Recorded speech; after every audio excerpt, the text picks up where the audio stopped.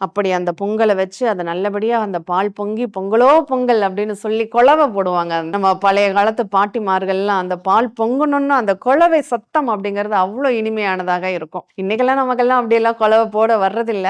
முயற்சி பண்ணுங்க உங்களால முடியுதா அப்படின்னு சொல்லி.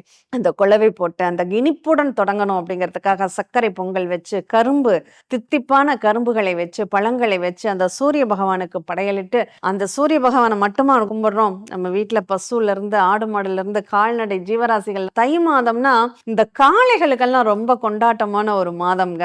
ஏன்னா ஜல்லிக்கட்டு அப்படிங்கிற ஒரு அற்புதமான ஒரு தென்னிந்தியாவின் புகழ்பெற்ற ஒரு நிகழ்வா வீர விளையாட்டுன்னா அது ஜல்லிக்கட்டு தான். அப்படி ஒரு ஜல்லிக்கட்டு நிகழக்கூடிய ஒரு மாதம் அப்படிங்கிறது இந்த தை மாதம் அப்படின்னு சொல்லலாம். அடுத்தடுத்து ஒரு 3, 6 மாதங்களுக்கு அந்த ஜல்லிக்கட்டு அப்படிங்கிறது ரொம்ப ஃபேமஸா போய்க்கிட்டு இருக்கும். அதுல ஆடு மாடுலாம் வீட்ல வளர்க்குறவங்க, ஆடு மாடுகள்லாம் அவங்க நல்லா அலங்காரம் பண்ணி, குளிப்பாட்டி, அதுக்கு கலர் கலரா வர்ணங்கள் பூசி, ஆடு மாடு இல்ல வீட்ல நாய், பூனை எல்லாம் பெட்டு வளர்க்குறவங்க எல்லாம் அத குளிப்பாட்டி, அதற்கு நல்ல ஒரு அலங்காரம் பண்ணி மகிழக்கூடிய ஒரு தருணம் அப்படிங்கிறது இந்த தை மாதத்தின் நிகழ்வு அப்படின்னு சொல்லலாம். அடுத்து ஒரு முக்கியமான ஒரு விசேஷம் என்னன்னா, தை அமாவாசை. இந்த தை அமாவாசை என்ன ஒரு சிறப்பு? தை அமாவாசை தர்ப்பணம் கொடுக்கறதுக்கு உகந்த ஒரு மாதம். தவறுனங்களுக்கு தை மாதம். நம்ம வாழ்க்கையில வந்து பெரியவங்களுக்கு செய்ய வேண்டிய நித்திய கடமைகள்ல ஒண்ணு திதி தர்ப்பணங்கள் கொடுப்பது. அந்த திதி தர்ப்பணங்களை நான் கொடுக்க முடியல, நான் வெளியூர்ல இருந்தேன், வெளிநாட்டுல இருந்தேன், என்னால பண்ண முடியல அப்படிங்கிற ஒரு காரணத்தை சொல்லக்கூடியவர்கள் ஆடி மாசம்,